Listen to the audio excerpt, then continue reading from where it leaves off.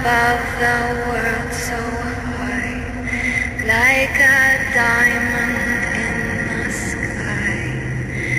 When the blazing sun is gone, when the nothing shines upon, then you show your little light.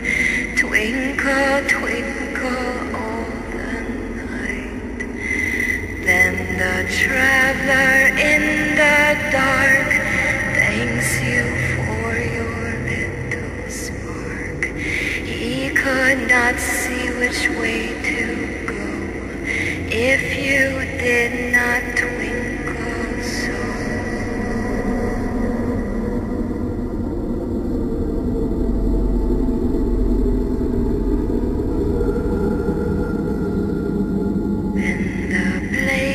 Sun is gone when the nothing shines upon. Though I know not what you are, twinkle, twinkle, little star.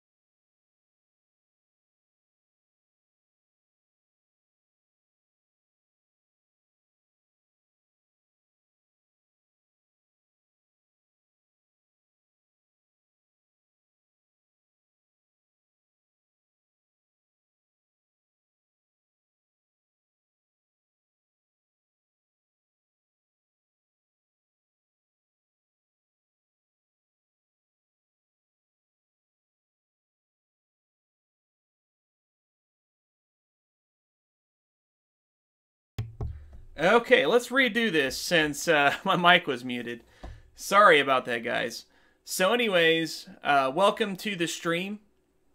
Today we're going to be talking about Visceral Games. Wish it could have been under better circumstances, wish we could have been maybe playing some Dead Space and talking about how great it was, or any of the other games that they worked on. But instead, we're kind of looking back at what they've done as a company, and unfortunately what EA has also done as a company to studios like theirs. But we're also going to be taking a look at some of the vultures that are out there picking at the bones of Visceral Games, which it's all pretty sad stuff, I guess you could say, but it is the industry. This is the way things are in the gaming industry. And wish it could have been under better circumstances, but sadly it is not.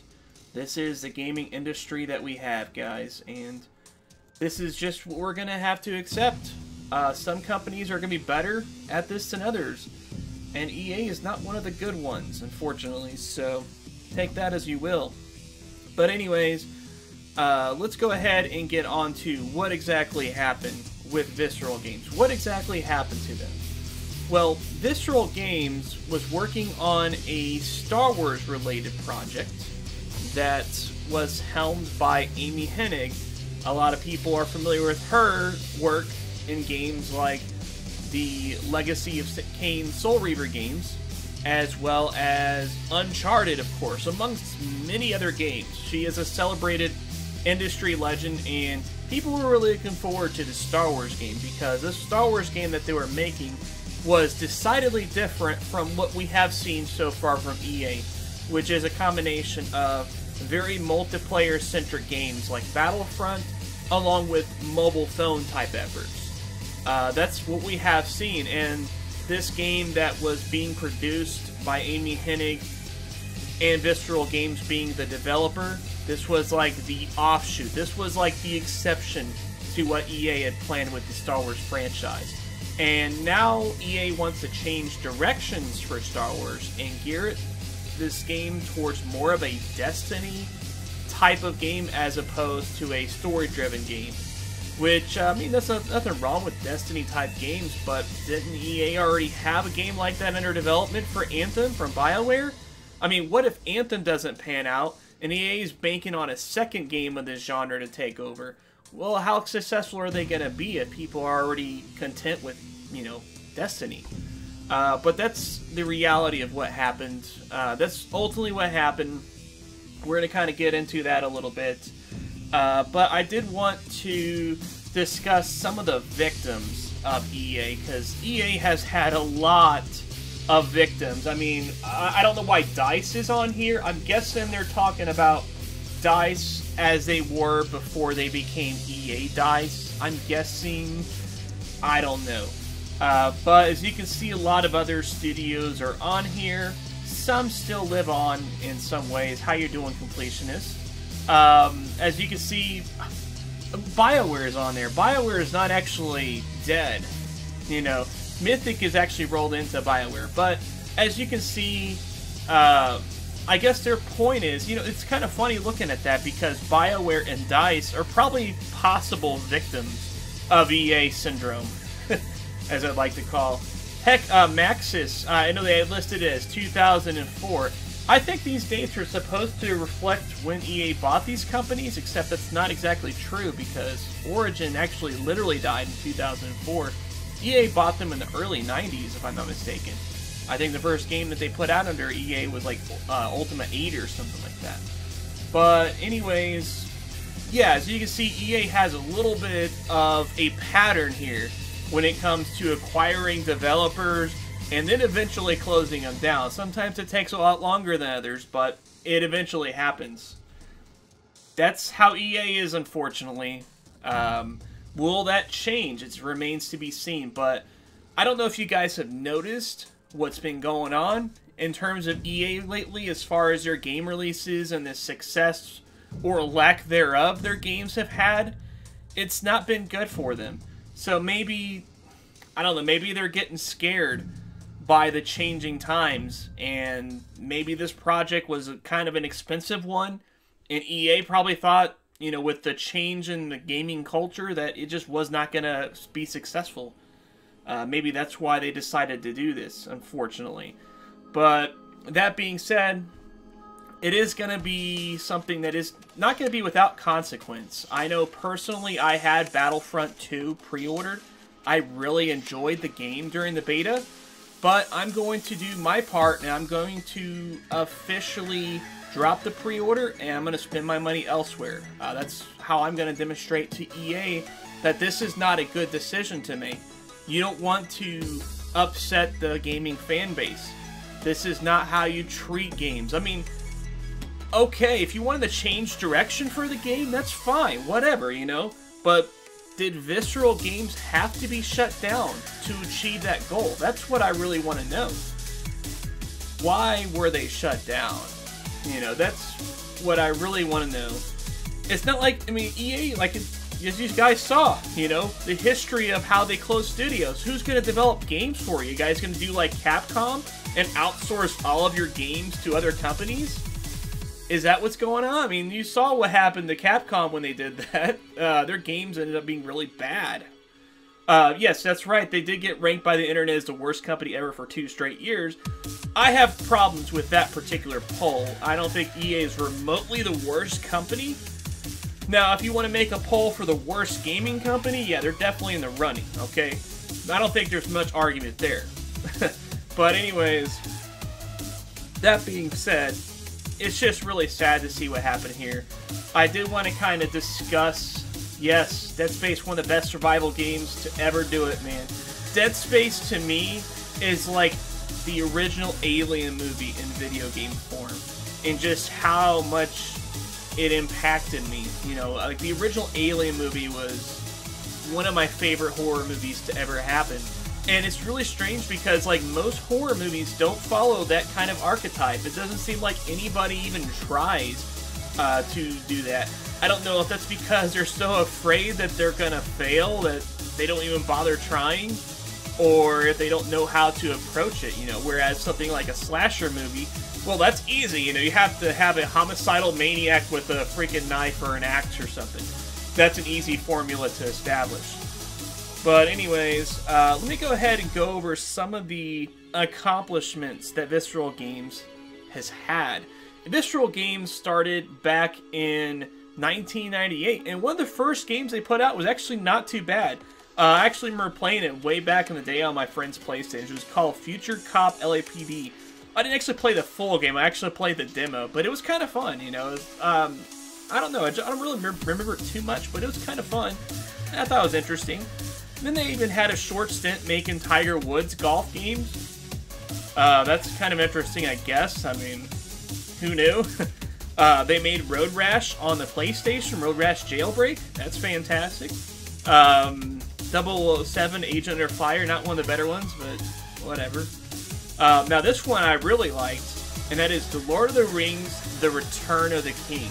That was like one of the best Dynasty Warriors-esque games they had back then. It was like better than Dynasty Warriors was back in the PS2 era, because it actually allowed you to play like a large variety of characters, and the play styles were different. The graphics are like way better than it was in Dynasty Warriors. The combat was really interesting. It was a really well done game. And then next year they gave us a JRPG type game based on Lord of the Rings that played a lot like Final Fantasy X. I mean, that was kind of a really fun game. I remember my friend, he had it on the GameCube, and I would chill over at his house and we'd play in that game. You know, that was a really fun game. These are all games that I didn't realize who even made it. You know, I wasn't even aware of Visceral Games, but these were games that I've played, you know, which is fantastic. The Simpsons game, I actually live streamed that last year. That was a fun game. Visceral Games. All games that happened before Dead Space, which is what put them on the map. Dead Space was their Mass Effect or Need for Speed as far as the EA ecosystem is concerned.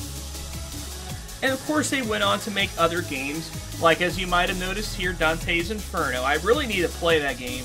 I still haven't. I know. But I don't know, maybe this will trigger me to actually do that. So that would be pretty awesome. Of course, Dead Space 2 is really good. I never played the third one, but I know people kind of complained about it. But again, it was probably an EA thing. You know, EA was the one that caused that to happen, so for shame. They even made one of the Army of Two games, which I didn't know. One thing I did know, of course, is they made Battlefield Hardline, which was their last fully developed game before I guess they started working on the Star Wars project. And Hardline, of course, I haven't played myself other than the beta from the multiplayer. I think that clearly it just was not what people were looking for. And that's just all there is to it, you know. We already had Battlefield 4, and EA hadn't even fixed that game by the time they released Hardline. It wasn't until later, which, talk about sad, right? But that's kind of like some of the history of Visceral Games. I'm sure like a lot of the people within that company have been subject to countless other games, you know, being involved in those projects. But nonetheless, they've had a pretty impressive repertoire of games and a large variety too. You know, like they're probably, as far as the EA companies, one of the only ones that actually had real variety in the games they were making. They were making sports games, they were making cartoon type games, racing games, action games, horror games. I mean, come on, they put out pretty much everything. They even put out an RPG, for Christ's sake. So I mean, they were the masters of the trade as far as variety is going, you know. I mean, everybody else in EA, Maxis always puts out the Sims types games, you know. DICE is always putting out Battlefields, you know. Tiburon, when was the last time they haven't made a Madden game?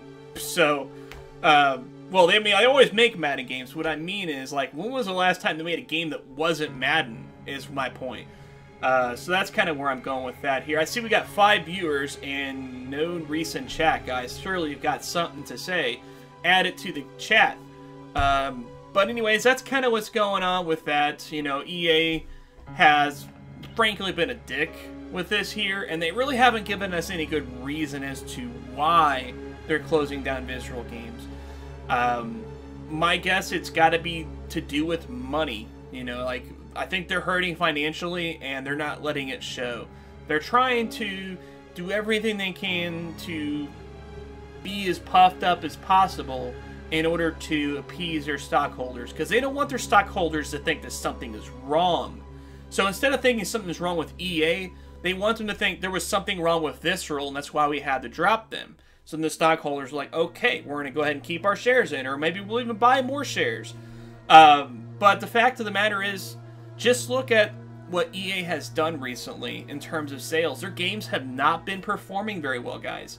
I mean, obviously, with some exceptions, you got your Madden, your FIFA, your Battlefield. Those have been doing great. But they're all expensive games, so they're probably not making a huge amount of profit on them. And then you have to factor in games like Titanfall 2 that have been underperforming. With no fault of the owner of the game itself. Like, Titanfall 2 is freaking amazing.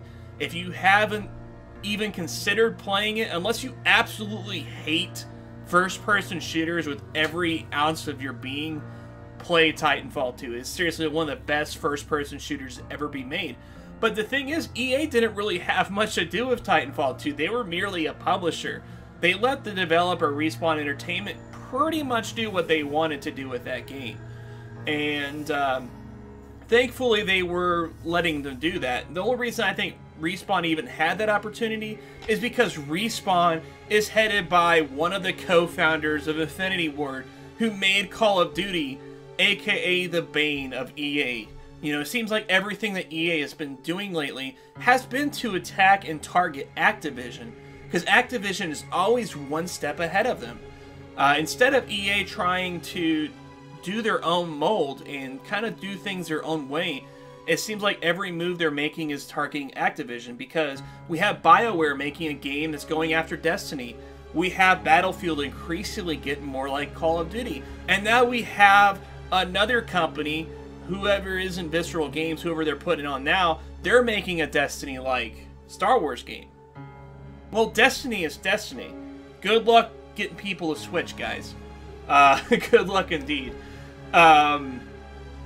But yeah, and seriously, FIFA's not even the only soccer game. Konami puts out a soccer game. Of course, then again, that's kind of like one reason why EA can still sell so many copies, because then they're like, do I support EA or Konami? Huh, yeah. Most gamers are probably still going to choose EA, even despite this happening. But, yeah, I mean, I really don't have much else to say on the subject of EA. They suck ass. And as far as what I'm going to do, I'm going to cancel my Battlefield 2 pre-order. I'm just going to wait and see how things go from there. I don't want to outright boycott the company just yet, because I don't know. But I do want to show that, hey, I am not cool with this. This is what I am doing as a consumer. I'll pass that money on to something else. I'm probably going to go ahead and just pass it on to Wolfenstein 2.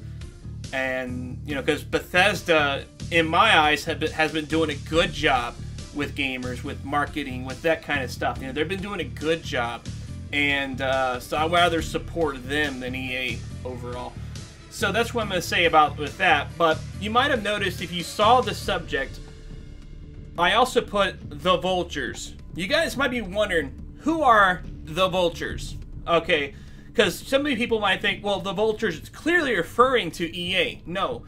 See, when it comes to something dying, like EA is ultimately the murderer of Visceral, Vultures, what they do is they will feast on the corpse of something that's dead. Now, it was literally just today that Visceral Games was shut down. Just today, guys. I mean, the dirt hasn't even settled yet. I mean, this corpse hasn't even started to smell yet. It's a fresh death. But we do have companies out there that are intent on vulturizing Visceral Games. So let me go ahead and just show you guys some tweets here. This tweet was actually very on key to my point here. Visceral Games closes down and game studios starting handing out jobs like bottles of water and a hurricane relief. Visceral Games. So true. And this guy didn't get any retweets on it. I don't know if I retweeted him or not, but I'm definitely going to do it. If you guys are on Twitter, retweet that shit. You can check out my channel out. There's a Twitter handle right there, wherever the arrow is pointing. Yeah, you guys see it. But anyways, hit me up on Twitter. I'm going to retweet that guy. You retweet it. Let's kind of get that trending a little bit, because that would be awesome. I'm going to show you guys some more tweets. Oh, yeah, 2K. That's the one we're going to be talking about right there, actually. So sorry to hear about Visceral closing. We have lots of opportunities here. Hoping perhaps we could be of help. And like I said, wow, that is so distasteful and disingenuous. Couldn't have given it at least 24 hours? Because when I'm thinking about if I lost my job, where would I go to find a job? Twitter, obviously, because that's what everybody does, right? It's not like there's a site called LinkedIn. Never heard of LinkedIn. Apparently. But, nonetheless, that's the situation with 2K, and there's a lot of other companies out there doing the same kind of thing, you know. Yeah, most definitely Dead Space could have went on a high note if they refused to do 3. See, the thing is, 3 probably would have been great on its own. 3 got EA eyes, though. It got the microtransactions and the co-op and things like that, which the co-op probably would have been fine, honestly, if it was just that by itself. I don't think people would have had a problem with just co-op. But it's just the EAI's microtransactions causing people to grind to get materials to advance in the game. I think that's what really ultimately hurt that game. So that kind of sucks, you know. Plus, it was a lot more action-oriented, too. Like, it didn't have the horror moments. It was basically the Resident Evil 6 of the Dead Space saga. Which is kind of funny because Dead Space was Resident Evil 1 and Dead Space 2 was Resident Evil 2, and they just skipped straight to 6. They didn't even give it a chance to have its reinvention with RE4. So much. But anyways, let's go ahead and go on to some more of those tweets. Ubisoft, of course, wants to join in on the fun because if everybody likes douchebags, Ubisoft sure as hell does. You know, that's the name of their game. Ubisoft San Francisco, of course, looking for some of them Visceral jobs. You know, because, like I said, Visceral employees, they don't make resumes, clearly. They're not smart enough to actually hunt for the jobs. They have to go on Twitter and look for these jobs, you know. I would hope that's not the case, considering a lot of these guys probably had years or even decades of experience in the industry. And then, of course, we got this guy here. If anyone knows of a visual effects artist affected by the layoffs looking to move to New York City, let me know, we're hiring. So this guy, of course, you might be like, okay, whatever.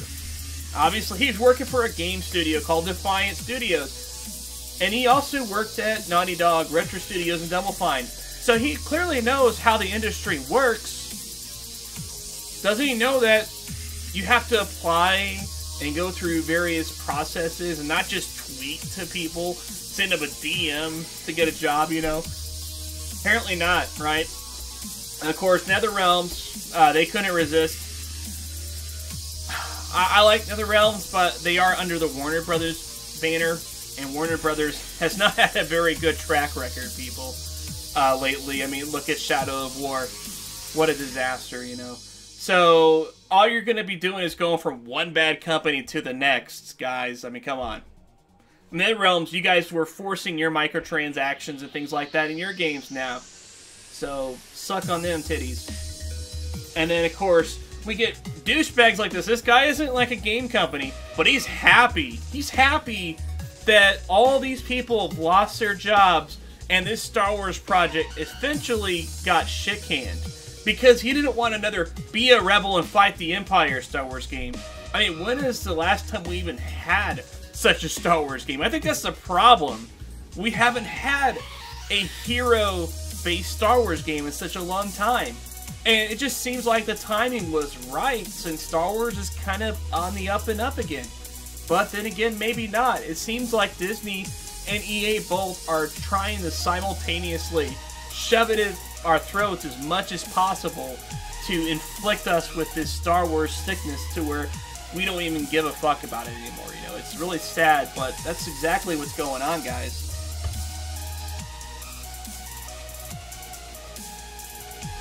Excuse me, I had to have a little drink there.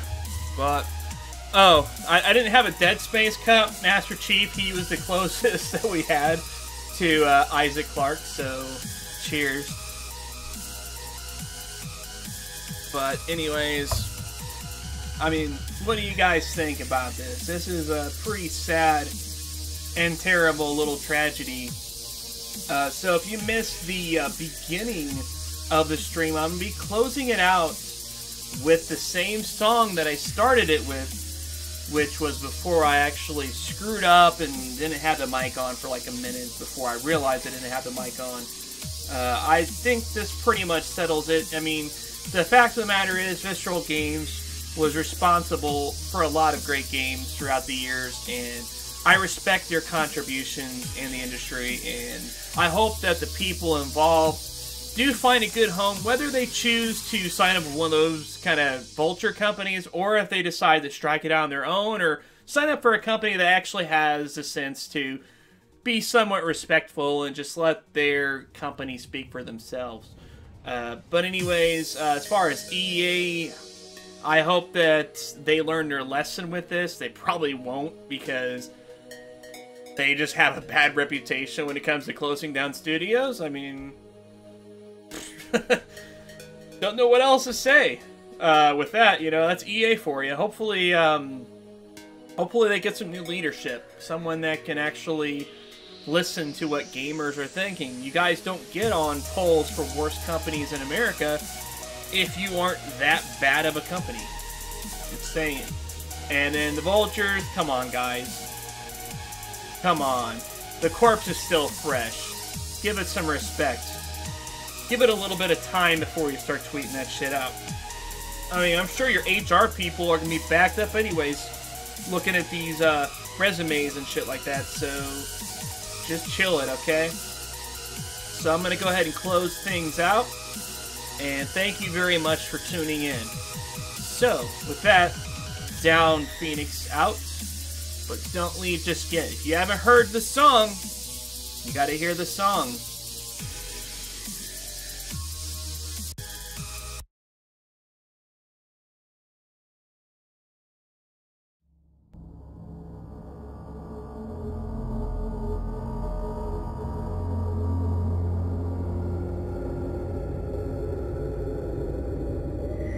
Twinkle, twinkle, little star, how I wonder what you are.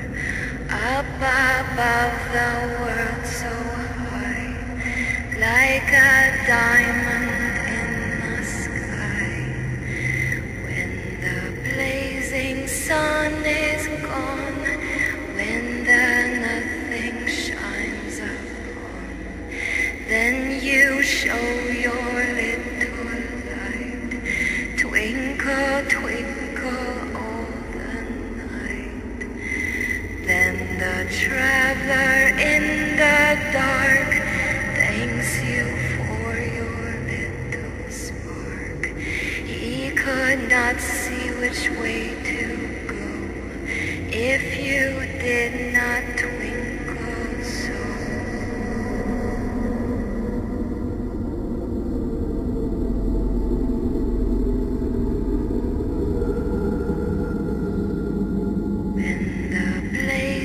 Sun is gone when the nothing shines upon.